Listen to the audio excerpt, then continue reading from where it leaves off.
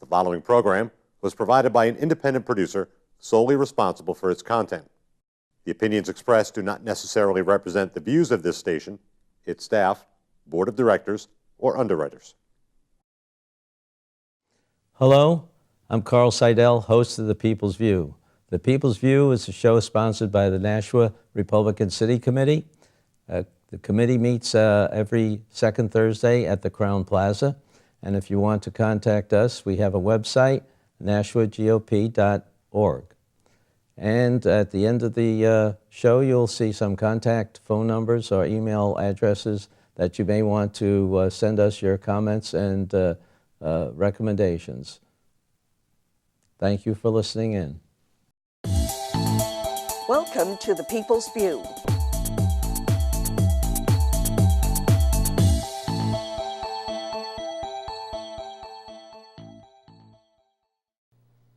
Hello, and today our guest is Pam Tucker. Pam is a representative from Greenland, and she has other duties up there in Concord. Pam, tell our audience what you're doing this year and how the Republican Party is working in Concord. First off, Carl, thank you for having me back on your show, and I'm very happy to have you back in the house with us, too. Well, thank you. It's so good to see you. As you know, there's a little bit of a rift up there in the State House with Republicans, with the current Speaker being elected by only 35 Republicans or so, and the majority of the Republicans wanted some type of voice for themselves. And with that, the majority leader who was elected by our caucus is working to give that voice and help raise money for Republicans so we can all win in 2 years, those of us who are going to run again. And so there's that piece of it, and we're trying to keep the Republican message alive. It's very important that the people who elected Republicans, because they got tired of the tax and spend and the way the state was going, have a voice up there and are represented. And so the majority leader, the elected majority leader, is going to keep that going and not let us be taken over by the Democrats who elected the Speaker for the most part. Well, it is important that we get our message across, and I know I ran and the other two people in my ward ran strictly on the Republican platform, a conservative platform in general. And as you know, and you were active in this when I was serving last, it was the HRA, the House Republican Caucus, is a very conservative group of Republicans. And you're coordinating with them too, I understand. Yes, the House Republican Alliance, which I was a co-chair of, there's three of them, last term, and I was one in prior terms as well. Boy, you start realizing you've been up there a while when you can say, I did this and I did that, and you got all these things behind your name.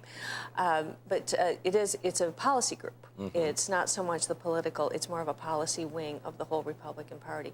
And they take the positions on the bill based upon the Republican platform and, of course, our constitutions.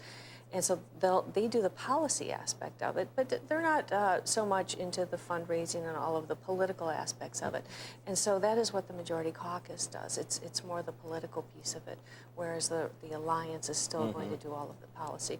And certainly we will help them with policy however we can, just to make sure that the Republican message is not lost, as we saw this past week it was when we were passing loss of parental rights for your children who want to tan, and other issues such as that.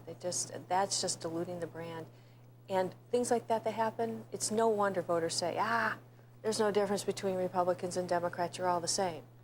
Well, we want to make sure that doesn't happen. We want to make sure that there is a distinct difference. We're the ones who are for low taxes and low spending and your personal rights and liberties, versus the Democrats who we know believe in more of a state control and telling you what to do. Well, I know the Senate went through and did pass some laws that, some legislation that reduces taxes on businesses just this week. But now that's got to come over, and in April we start talking about it in the House. Do you see any real rift or problem with getting it passed in the House? It does concern me coming over to the House. As you know, on Wednesday we had the CACR1, which was a constitutional amendment that would require a 3/5 majority to pass any new major taxes. Right. Now, if you remember, just a few years ago, we did pass that in the House with the Republican majority. This year, it came out of committee 18-1 to kill the bill. Yeah. What does that tell you about where the Republican Party is taking orders from? We should have 3/5 majority, because that way it's not going to be just a majority rules, whether it's a Republican or Democrat party in charge. It's going to require the minority to also subscribe to whether or not those taxes need to be increased. So it would take a cohesive, bipartisan group of people to pass new taxes versus just the party in control. Yeah, it's only 60%. It's not 75 or 80%. And I think you're right. That's one way of getting a little bit of bipartisanship in there. You don't like to just ride everything through on a one-side vote. I mean, we did that back in 2011-12 on a couple of things that just met the governor's veto. And a lot of these things may, you may hit her veto again because she put through a budget proposing a 9% increase in income. I don't know where she pretends to get that. I mean, she has some ideas, but one of them is having Keno, which isn't even legal yet. There goes the gambling bill. Anything to get some increase in income. They're spending. Well, they've overspent the budget that she's working under this year. Yes, by almost So what, you give her- 200 million you now gi- is what we're looking Yeah, at? I don't know what it is now. It keeps going up instead of coming down. And, if you give her that, she'll overspend that too, I imagine. I Yes. mean, that's just what happens in the process. And what gets me, I work on the public works and highways, is that they take it out of the highway fund. And, it's now up to 30% of that highway fund goes to Department of Safety or other departments in there instead of roads and bridges, which where we need it. And as you know, the highway fund comes from the gas tax. Right. And that money is supposed to be earmarked for our roads and bridges. So it's no wonder our roads and bridges aren't doing as well when we're taking 25, 30% off, just siphoning it off for other departments who don't go in front of finance and say, we need X amount of dollars for right. this or for that. The public works has to do that. The transportation, they have to go and ask for this money. These other groups don't. We had to pass legislation, I guess it was 6 or 8 years ago, where there was a percentage that up to 27% could go elsewhere. But now it's creeped up every year since then. Now it's 30% that goes elsewhere. And what I heard, story the first time, when I was checking on how much is going out in the budget, at one time it got up to 40% that went elsewhere, and that's what generated that new legislation. And what they do in HB2, The trailer bill, yep. they suspend the law. I didn't know it was that easy just to write it in there, and then when you vote for HB2 with all the 150, 60 pages. Of It how just it's going gets to be passed. spent, that's right. It's either that or the budget doesn't pass. I'd like to see us stand up and say the budget doesn't pass unless you change that. Well, we'll see in this what the budget ends up. I know that my friends in finance are working very hard on it right now, trying to bring in the spending into a line with the revenues. So we'll see where that ends up. I do hope that we don't. I can't vote for a tax increase. We have the money there. The money is growing. Keno, we should take that. If it becomes law, we should take that and try and lower taxes somewhere else. Yeah. We have these bills coming over from the Senate that would lower business taxes. If we pass Keno, use it for that, not to keep growing government. All we're doing is saying to businesses, we're closed. We don't want you. We have the highest business taxes. Go to Massachusetts. They have lower business taxes. They'll give you some breaks. Go down there. That's what we're saying as a state if we don't lower our taxes and tell people to come here and give them an incentive to come to New Hampshire. And with that, we're going to lose our young people. We are losing it. We know our state is aging. We have to change that direction, and it can start with us if we want to have the courage and do that. Yeah. Well, one other thing I think they're using this year is they're trying to capitalize operating expenses. Now, it's kind of hard. We haven't found out in detail where it is, but we've gone through the capital budget now, and looking at some of those things, we question whether the cost of these improvements are really some operating expenses that shouldn't be, capitalized, and get a note and pay interest on that for the next 20 years. Well, geez, why don't we just bond them? That's it. Yeah, that's it. Let's go out and bond them. Let's bond all these expenses like we did in the past. I found it interesting because I was on this committee when I was served the other 2 terms, and I don't remember seeing on that budget where they've actually broken out paying back some of the bond out of the road fund. They labeled it this time, which is nice, but now we know where the money is going. Where it's going, instead of having to go through that HB2. Well, we know that the budget is the biggest piece of legislation that's coming down the pike. That HB1, which is the spending, and HB2 is the how we're going to spend it bill. And it's all coming to fruition now, and we'll be done with it, by the end of March is when crossover is. Well, Bill O'Brien has some plans, too, to do some education of the new people we have. We have, what, 50 or 60 new representatives? We have 80. 80, is it 80? 80 new Republicans, Oh, well, yeah. okay. It's pretty high. Those are the people that we should really, explain what's happening in some of these things, because, well, I didn't learn anything about the distribution of money going through my first 2 years.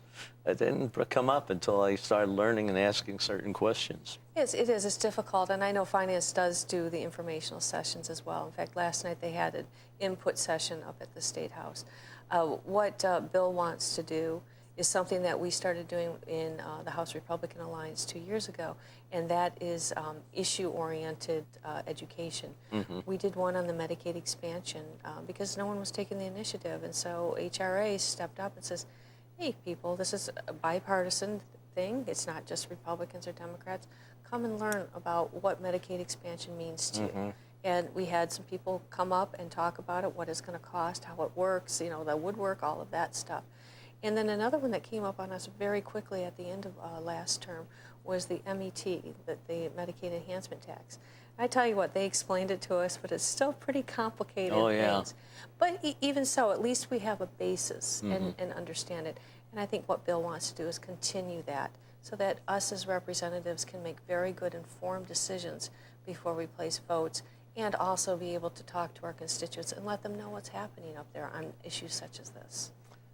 Tell me, I just read something in the paper that some of the hospitals are getting together to form insurance companies. And I don't know whether you've looked into that or not. I have to find out more about it. But it sounds like maybe you get the 2 groups get together, the people giving the medication, and keep people insuring it so that we have a more effective and efficient type of operation, and maybe keep the costs down. It'll be interesting to see how they make this happen. I'm on Commerce again this term, so it will have to come through Commerce. All insurance comes through Commerce, although healthcare goes through HHS. But that's I just hope it works. They need to do something because it's the federal government is, as far as I'm concerned, still screwed it up. It's not being implemented. It's in the Supreme Court again, and we're ever going to solve this? Maybe we got to start all over again. But we got to come up with something that's better than what we have. We do, and that's the beauty of the United States, that we aren't, it's a one-size-fits-all approach. 50 states, 50 little areas that we can experiment and see what works. And we know that one-size-fits-all doesn't work. Every state has different demographics, different people, different sizes. But we can look at other states, see what they did, and see how, if and how That's right. that would work for us. And you see that with pieces of legislation. You have model legislation coming out of different areas. I have a bill in for crowdfunding, which is very new, and I honestly don't know a ton about it, but is it going to be regulated by our securities, or should it not be? Do we set thresholds? And that's what this bill is about. And I'm using models from other states and other groups, so rather than start from scratch. That's a great example of using the expertise of others. Well, that's good too. Yeah, I've been looking at some of this information about the other states too, and it's nice that we do get some of those literature from the different think tanks, I guess you call them. because I found out that Georgia's looking for ways of supporting their highways. And there are several other states that have already done something to change the way they fund their road repairs and everything. And so there's a lot of information out there. And of course, we have 4 researchers in our legislative floor. Yes, it becomes up to us to a certain extent Yeah. to do some of that research. And that's the beauty of having 400 people in the House, that even though we are swamped in our committees, having 400 people, we can do some of that basic groundwork and get into some of the issues, such as what you're talking about, of how do we pave, what are the costs of paving. I remember when Will Smith was in the House, he was looking at North Dakota, or South Dakota, similar climate. Why was their cost of paving roads so substantially less than ours? That was one of his big issues. Sure.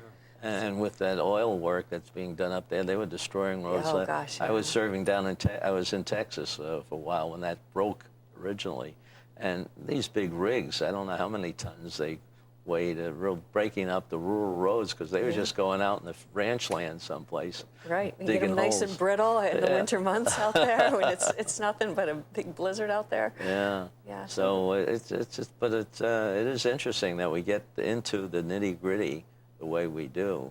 Of course, we don't have staff like they do down the government. Maybe that's good. I don't know. It is and it isn't. It's good because if I've gone to these events around the country with where you meet other state legislators, senators as well, and you start talking about the issues. Now, mind you, most of them have staff. That's right. And they get paid too, which they're always just surprised that when I say we get paid $100 a year, they look at us and laugh. And then of course that there's 400 of us. But above and beyond that, when it comes to knowing the issues, they have other people do that research for them. Yeah. And so knowing the in-depth of that, I'm not bad-mouthing them, but they don't know it sometimes as well as we do when you've got 20 people on a committee and you're just grilling questions to find out the answers to make sure that we don't have unintended consequences of something we pass, like the whole funding for private schools. Remember that bill? And you know what? There is no unintended consequences because we did so much of our homework and looking at other state models and making sure that there wasn't nepotism and making sure the rich didn't get these. That bill, it started out this thick and ended up that thick because we put in all of those clauses to make sure it was the right piece to do. And you can only do that with people who are truly involved like we are. I had a comment, too, about the lobbyists that we do have up there. Of course, with 400 people, it's kind of hard to influence any large group of us. But what they do, well, a lot of them are fairly honest with us, and the unintended consequences is where we find a lot of that out. But especially if the bill's against what they want, because there are some consequences there that aren't good. Sure, and lobbyists, I know they have a bad name. Everyone says, oh, those lobbyists and crony capitalism. So there's a big issue with that. We can talk about Article 5 till we turn blue in the face. Yeah. But the lobbyists in New Hampshire, you're right, they're very informed. They're biased, but they do provide a lot of the information and the research that we need. It does help us, and so I am glad that we have lobbyists. Yeah. I might not agree with them. Yeah, but they're not pressuring anybody. They're trying to be informative, and that with their perspective. So you sometimes question it, but I don't. Well, I've never come across somebody which is telling me a whole bunch of nonsense. Exactly. And the good thing in New Hampshire is that they can't pressure us with money so much because it only costs a couple $100 to run a race. Right. Some people have won without raising any money. That's true. So that is the advantage of where the power truly is with the people, because we don't have to raise money and we are not beholden to any special interest groups.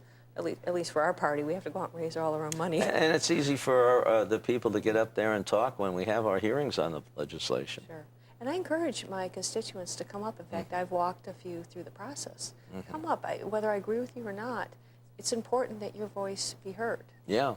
I mean, that's the only way we can tell whether there's a large number of people or maybe one or two who are very vocal about their point of view. Sure. So I welcome it, and I know what most people do. They have either website or Facebook or whatever that you can contact them. And we have the show to welcome people from that aren't in Sure. my district or your district to contact us. Oh, sure, and it'd be great if people who have special interests want to get on and debate somebody. I think this is a great avenue for getting people, so that people can be heard as well. Well, that's what it's for. I think with, you know, some of the newspapers just don't cover it in the depth that it should be covered, or don't look for all the different points of view. They get a couple of the more popular or more vocal activists that they talk to, but they don't do a real good job of getting into the depth of the legislation. Well, you could do that on this show, and this is Yeah. quite a service that you are providing. And I hope that we can get one like this on the Seacoast, Well, too. this is something that I think Bill wants to do by having a place where interviews can be done right up there in Concord, which would be nice. Yes, and we do have an office now. Right. We'll have our grand opening next week. Just working on the final details of getting it all put together. Got to get a TV show up there next week. Then we can interview right at the opening. We can do woohoo! Yeah, we can do it right live, live on Nashua TV. There you go. But yeah, we'll have a place where we can do it up there. You can bring in legislators, and yeah, it's open to just And to you're help spread the welcoming word. some of the voters to come in and find out what's going on, at least from our perspective. You know, it's a place that they can come and congregate. Sure, without a doubt, we want to hear from the people, whether we agree or not. We So need it's to right at hear. 81 Main Street, I understand. It's at 57 Main Street. 57 Main 57 Main Street. It's right Okay. on North Main Street, right on the left-hand side, about a Okay, so block you're down. sure now. I am know positive. because there was a little question of where the numbers were on the building. Yes, well, exactly. I think one's a main. I don't know what the Yeah. situation, but it's 57. You've been there. It's Yeah. it's right on. It's a little bit down from a main floor, but it's right on Main Street. Sort of half in the basement. Yep, same side as, Yeah. as the Capitol building, just about a block down. Great office space, all repainted. We're getting the signage put up. We're getting the furniture put in on Monday afternoon. And the phone should be in by the end of the week, the phone and the internet. So it really moved quickly on this. And you'll take donations to I'll use always furniture. take no donations. You're a representative. You know, always ask for Oh, donations. yeah. Certainly. I may bring a TV set up there for you guys. Oh, good. Yeah, we'll live stream through the Show internet. my show. Well, yeah, we'll do it in a loop. But anyway, it's something that I think shows our approach to this whole legislative asset. We want to try to work with educated people and get educated legislation out that will give us back our New Hampshire, the state, and all the state's benefits. Well, we want to do that, and many times you pointed out that the newspapers don't cover it. They only cover a small portion of the bills. In fact, I looked at the Union Leader the other day, and they only covered like 3 or 4 bills that we voted on Wednesday. Yet, how many bills did we vote on? 30-some bills? Yeah, it was close to 40. Yes, and the other ones, and they're important. They're Yeah. certainly important to the person who wrote them. Those aren't covered. And if we can take those issues and let people know these little things, whether it could be just some minor detail of naming a road, but that could mean a lot to somebody. Or changing a designation of how we pay for sewer or water. We've seen everything up there. If we can do that and really get the people to see what we're doing up there so they just don't think we're just up there passing bills and being crazy, which we are half the time anyway. But I did want to cover one other thing before we close the interview. Sure. The business caucus. Mm-hmm. Have you worked with them and the things that they're really pushing?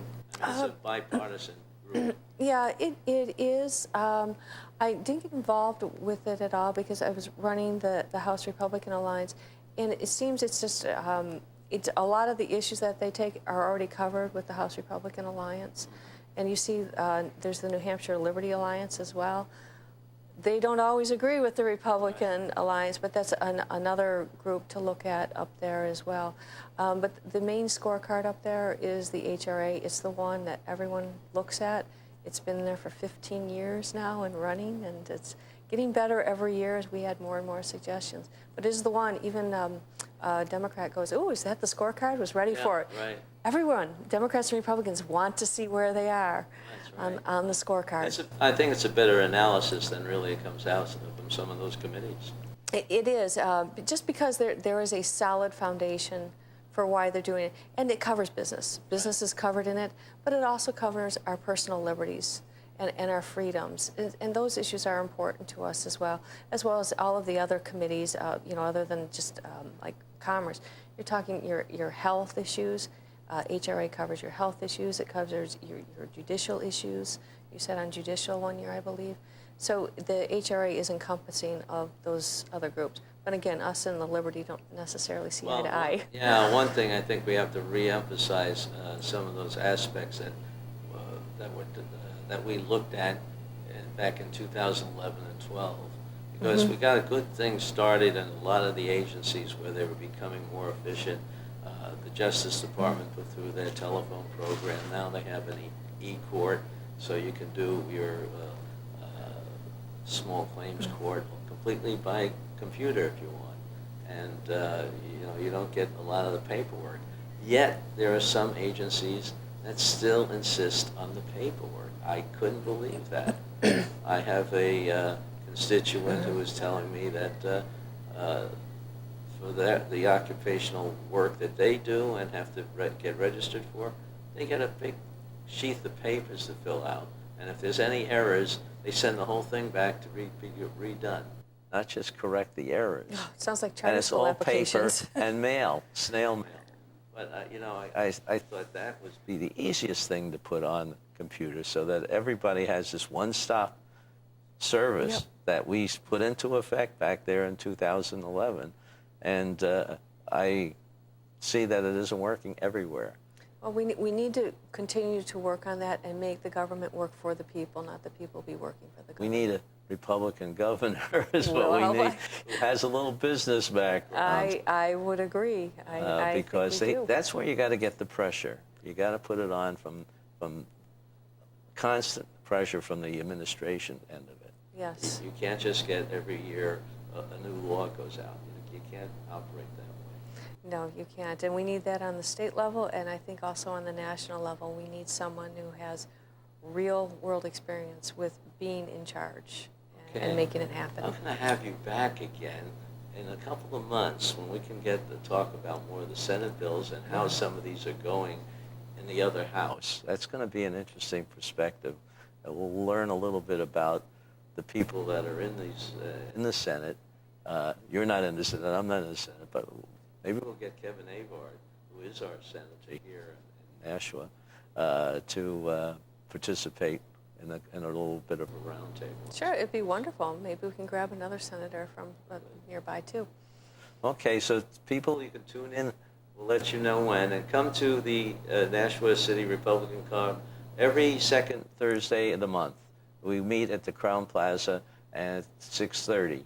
So we look forward to seeing you there.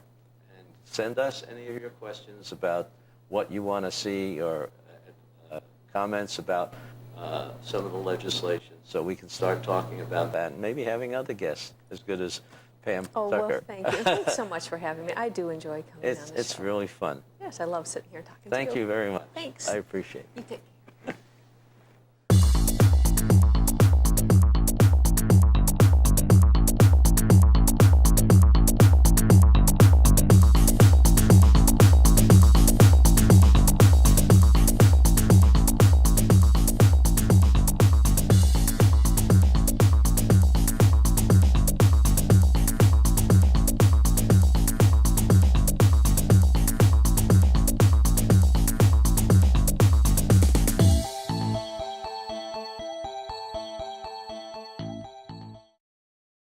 The preceding program was provided by an independent producer solely responsible for its content.